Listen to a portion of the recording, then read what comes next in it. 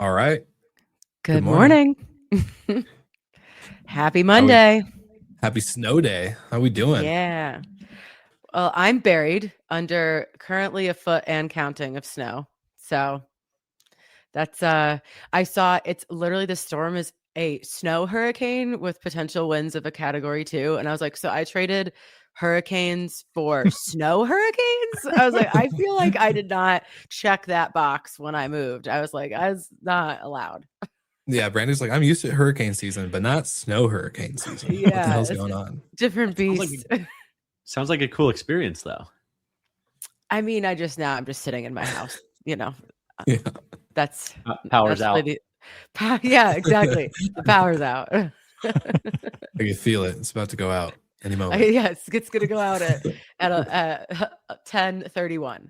Yeah, 10:31 on the dot. Jamie, how was your weekend? How are you doing? Oh, it was great. Kids did come back from vacation with their grandparents. Fortunately, yeah. Yeah, that's the right word. That's the word you were looking for. Yeah. But yeah, it was good to have them back. We had some good weather on Saturday, and yeah, all good. How bored were you last week? So bored. We went out to dinner multiple nights. Oh my gosh. I got my taxes already done. Wow, look at you. Just doing taxes all in your things. free time. That's how you know you're an adult. When you're like, oh, the kids are gone. We have this free time. I can't wait to do my taxes. Did you use AI for your taxes? I asked Claude a lot of questions while I was doing my taxes. Absolutely. Nice. I thought about sending in my taxes fully redacted, kind of like some certain other files that maybe have been fully redacted. Just, let me know how that goes. Yeah, since the government feels like they can do that to us. Yeah. Anyways, how about you, Michael? I know you had family in town. Yeah, brother was in town with his kids last week, so a lot of cousin fun. Had our last basketball game of the year this weekend, so the era of 6 and 7 year olds on the 76ers is over for this season. It was a lot of fun though. I can't imagine why that would be so exciting for them. Yeah. I don't know. I don't get it. How many times did you hear 6, 7? Yeah. Less than I thought. I think the kids are tired of it themselves now. Oh, thank God. Yeah. It's good. It runs its course, Yeah.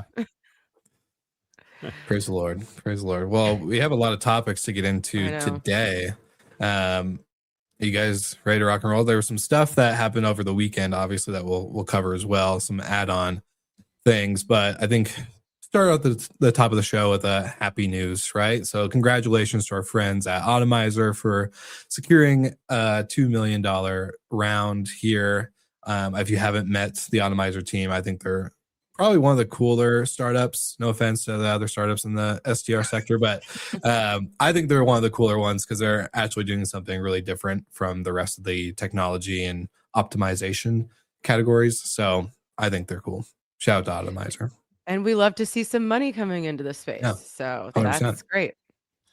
Yeah, I also love that they sort of sit on both hotels and short-term rentals. Like they started in the hotels, saw that their platform would work well for short-term rentals as well, especially with the OTAs and exactly bridging that gap. Yeah, exactly.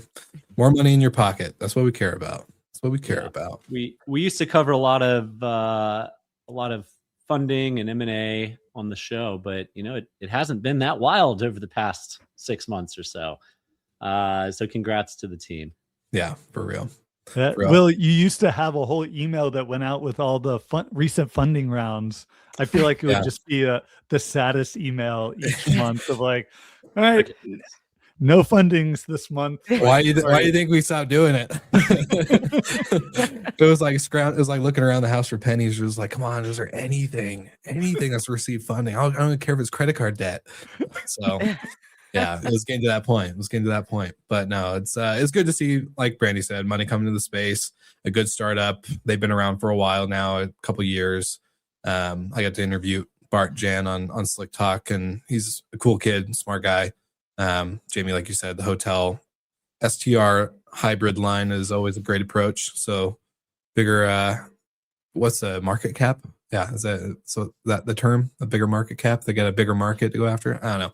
Anyways, not as caffeinated this morning, but you guys catch me up on this one because I have my phone off most of the weekend, and so turning on my phone was a little heavy. I was like, whoa, what's going on in Mexico?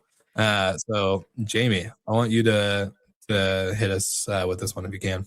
Yeah, so I'll give the New York Times news alert version of Sunday. It appears that the Mexican government started going after or captured and assassinated one of the cartel leaders, and that has led to a lot of additional violence across Mexico. There's videos from in Puerto Vallarta that of cars on fire and military helicopters sort of going around the coast. So pretty scary stuff for a lot of guests that are both Mexicans and foreign nationals sort of visiting. And there are now travel alerts to essentially shelter in place for people that are there. And yeah, there's a lot of things, and a lot of the football, soccer matches are already canceled. There was supposed to be a game in Guadalajara that is one of the cities that's hosting the World Cup. So I suspect we're going to see a lot of cancellations over the next 24 to 36 hours as there is a lot of uncertainty for guests. Probably not a lot of people wanting to fly down into Mexico today or tomorrow. And yeah, I hope this gets resolved quickly because even the fear factor of you just don't know what is happening can cause people to change their plans, not book even for in the year of like, maybe we'll go somewhere else, and that can have long-term negative implications for a pretty big tourism destination market. Mm-hmm. Yeah, we saw a lot of Canadians skip over America and go to Mexico this past year. If this continues on, that's not going to happen. So maybe the Canadian islands look great this time of summer. I don't know. The images mixed with a shelter-in-place warning for tourists. We've got spring break right around the corner. Mm-hmm. And I don't know how many parents are going to let their high school, college kids go down to Mexico with some of those images around. And I don't know how many college kids want to go do that. And we're probably right there on the cancellation window. So they're going to be, I'm sure AirDNA is going to be tracking the cancellations rigorously. And we look forward to having some data next week, Jamie. Stat of the week coming up. I'm going to guess, I don't know, 30%, 33% for the springtime drop, maybe more. That's a huge drop. Yeah, it's a big drop. Well, I was looking at going to Mexico. I was like, oh, maybe go to Mexico for a week. And now I'm definitely. I'm going in April. I'm not going to cancel my trip yet. We'll hold off. Well, cheap rates. Yeah, it's true. It's true. Cheap rates. Cancellation discounts. Yeah. And I probably won't be going to Puerto Vallarta. Or is that where it was? Yeah. I think it was in several cities. Yeah. So I definitely won't be going near there. But yeah, it's making my trip to Peru looking a lot better too. So I mean, we've got a long time before the World Cup, but I mean, some of these power vacuums can percolate for a long time. So we'll be fascinated to track the data, Jamie. For sure. I'm here for it. When he sends it in our private chat, we'll post it on the GMH LinkedIn page. And just want to say good morning to Carlos. Good morning to Terry White, our live viewers. Terry White says domestic travel has a very bright future. And then of course, Steve Turk, one of our GMH co-hosts, says GMH Mexico trip ? I'm sure there are some good rates for us. So I think we're on that same wavelength. That'd be a good trip. I would be down actually. Let's get Skift. Skift, Profit, Jason, you guys down? Just give us a company credit card. We'll do great. Live reporting on scene. Live reporting. Yeah. I'll bring my bulletproof vest. Okay, we got a couple topics on Airbnb. So I'm gonna say, Brandy, you're up. All right. My turn. Your turn. Let's do it. Yeah. So we've been kicking around the topic of Airbnb and hotels, and, they've already gone into a couple of different markets. I think that this article or, this topic isn't like this isn't crazy. Obviously now they're trying to expand their hotel presence. We were talking off air that it is absolutely crazy that coming out of Brian Chesky's mouth is the phrase Airbnbs are good for some trips and hotels are good for others, basically, to paraphrase, when we're still seeing, the mantra has been so anti-hotel for the last, 10, 15 years. But yeah, it makes sense. Obviously, we've been talking about this, the bigger they need a bigger addressable market. Hotels have that. And so, there's been some mixed results on how the hotel pilots are going from like a traveler perspective, as they kind of work out some of those kinks. But yeah, this makes a lot of sense. They need to grow, and these kind of independent or boutique hotels are a logical choice. Yeah. And it was, I think, a big step for Brian on the call, sort of saying that we're moving beyond the strategy of just filling gaps, and pushing much more into expansionary strategy that hotels are going to be.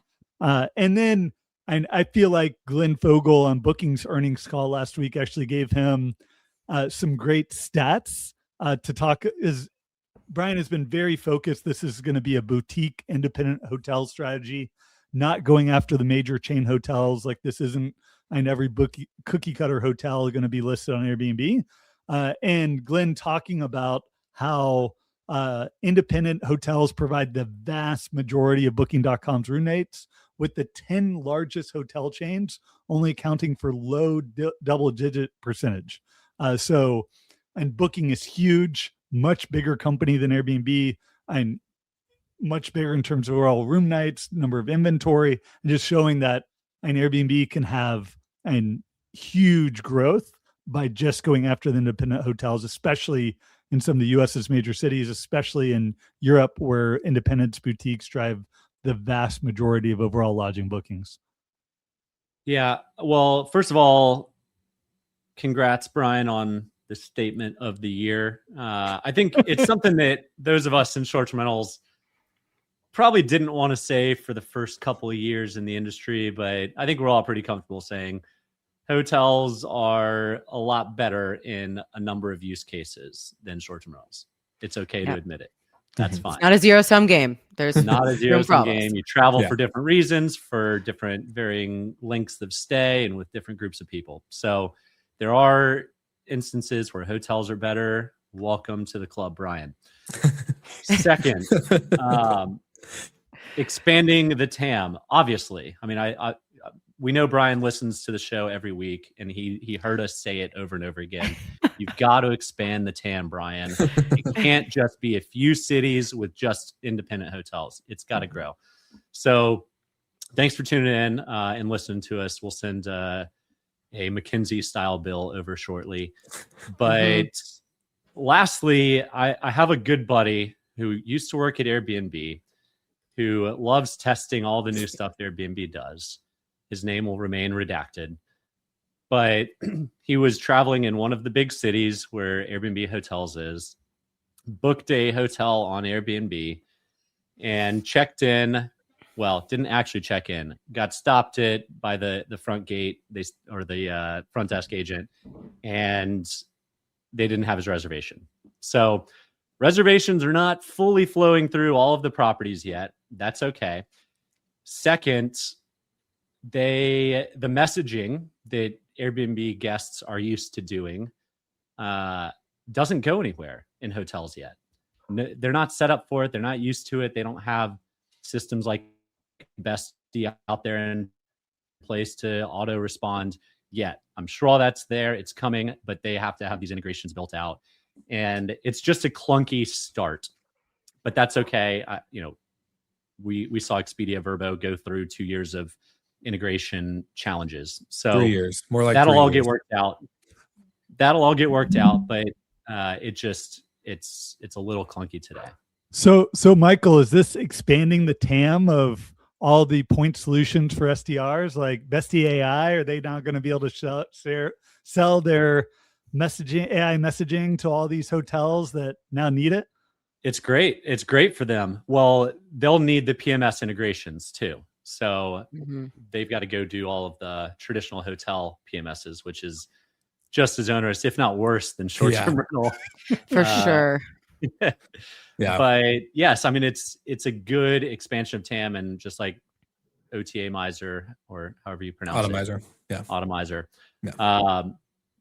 You've got to be able to be servicing hotels and short-term rentals to have a big enough TAM in the short-term rental space, the travel space, for venture capital or strategic funding. So, well, a lot of investors too, they start with an Airbnb or two, and I say Airbnb as a short-term rental, and then they get into hotels after their portfolio gets big enough, and they buy a couple of boutiques. Like a lot of our friends have done this.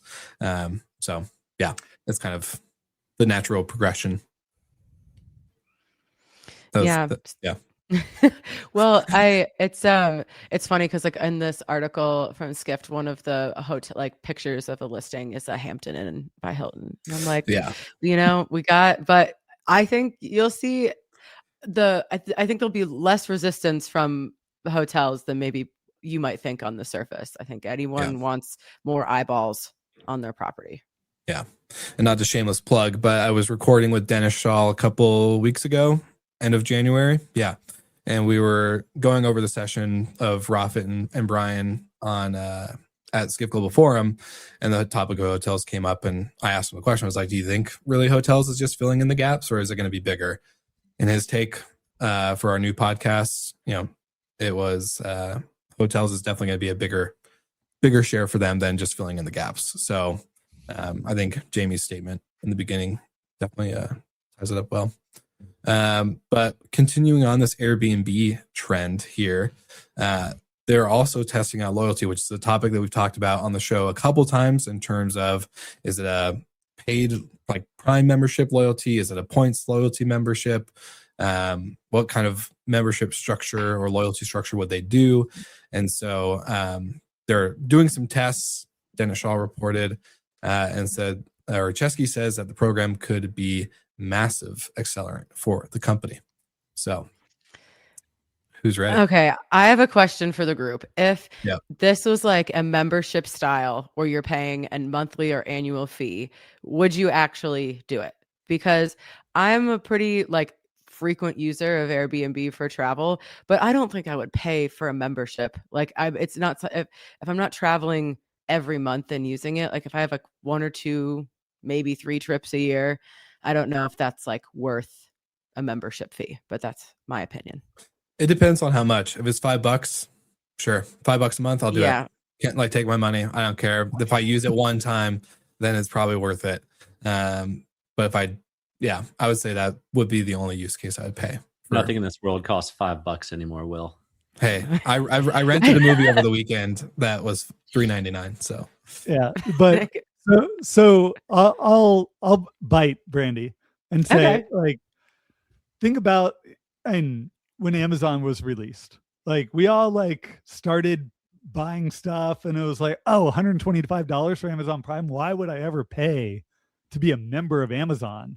And then you start seeing like how many times you're getting packages and like, oh, wouldn't it be great if just everything was free delivery? And then all of a sudden, like, who's a Prime member? You're a Prime member. I'm a Prime member. We're all Prime members. So now think like Airbnb. So we only do like maybe 2 or 3 trips on Airbnb a year. It's like, maybe not worth it. But then you think like, oh, they're now going to have all the hotels on there. Like, all right, now that takes it 10, maybe 12 trips a year. Now they've got experiences and services. Maybe like Uber, I'm going to be booking more and more of those experiences and services. I'm using it for meal delivery. I'm using it for planning things like friends to have a private chef come and cook, and like getting all these additional benefits for things I'm using on a day-to-day basis. Like I could see maybe a year or 2, like an Airbnb loyalty membership program could be something. And if they do it right, if they have all the combined services that are a big piece of what I could be using on a day-to-day basis. It might not surprise anybody, but I might take the opposite stance from Jamie here. Marriott can control things like upgrades or free breakfasts or dinners, spa, whatever. Airbnb can't control that. So they don't actually own the brand or the properties or the services. So I think that's where their biggest challenge is. Unless they're really, really creative with their loyalty system, and they're really creative typically, I don't know if this is really going to move the needle. And for one, their Hotel Tonight loyalty program is already creative in that it's 10% cash back. That is more than double the loyalty value I get from any other hotel program. And then you take that cash and then give it to me for my meal delivery or give it to me for something else. Cash is a big deal in loyalty, or at least perceived value of what you earn. Yeah, I'll say this. I'll use Seth Borko, our head of research. I'll use his line on loyalty. Right now, travelers are mercenaries trapped by convenience when it comes to loyalty. So they are not really loyal to any brand. They're just trapped by convenience, by the point system. So I would say, to Brian's point of view or perspective on creating a new loyalty program that isn't based on points, maybe it's not based on Amazon membership, they have to get creative. They do have to get creative. They do have to make sure that the experience is controlled in some shape or form, whether it's through the experience private chef / cashback in your wallet. I would take the cash probably any day compared to the experience or whatever type of maybe discount they can control on their end. But yeah, they got to come up with something different, because right now the whole hotel loyalty program is truly you've created all the travelers to become mercenaries that are just trapped by convenience. So shout out to Seth Borko for that quote. And then I do think we sort of buried the lead in the article that Dennis wrote. So Brian talked about how they're testing components of loyalty programs. One of the ones that we've all seen in the wild that was talked about here was around allowing hosts to offer discounts for super guests, or those guests that have really high review scores from other hosts. So they're experienced guests. You sort of know you're going to get a good guest coming into your property, and where you can put in 10, 20, 30% discounts for those guests and then rank higher on the page rank. And maybe this is part of a loyalty program or not, but I do like that. And Airbnb, and we know Airbnb already factors price into PageRank. So this test, I think, is a good one of making it really clear to hosts that there's a relationship between discounting and visibility, making that clear. And if they see some real positive tests, that they could sort of evolve this into something bigger. Well, I think that, putting on my operator hat again, now this is just another way that operators are subsidizing good things for Airbnb. Like, it would be a different thing if Airbnb was like, oh, you completed 30 stays.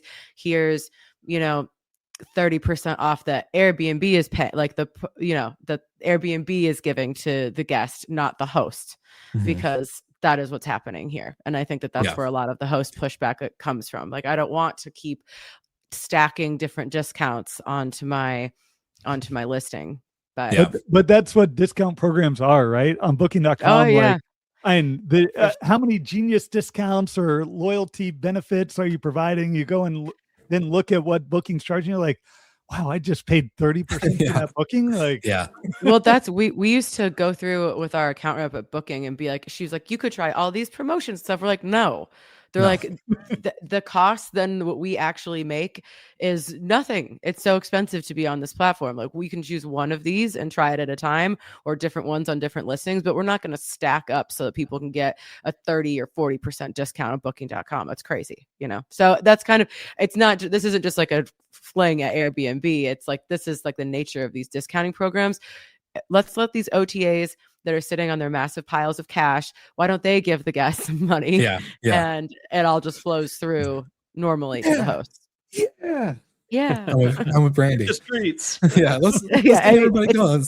It's absolutely not going to happen, but I mean, it's hard when you look at the amount of cash that they're all sitting on, and they're like, actually, but you host, you subsidize these guests, Yeah, and I like what John just commented on LinkedIn. He said, on Michael Golden's point of loyalty, they actually would have a chance if hosts benefit from the experience. If Airbnb keeps trying to keep all the upsell or all the money from the discount, then it's not going to succeed. So 100%.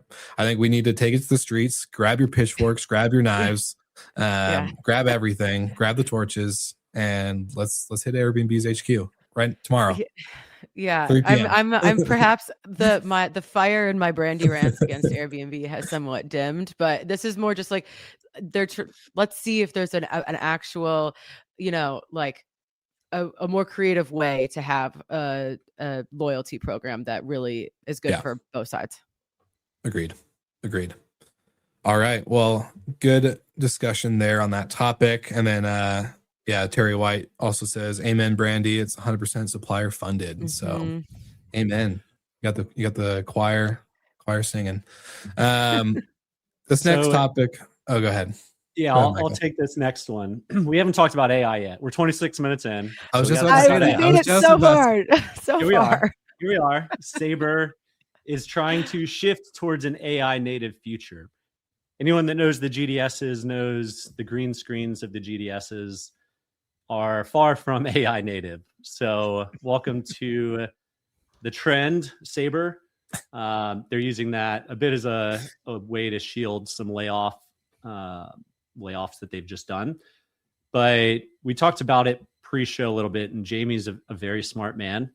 Business travel, corporate travel, Expedia's earnings, particularly on the B2B, are super, super strong.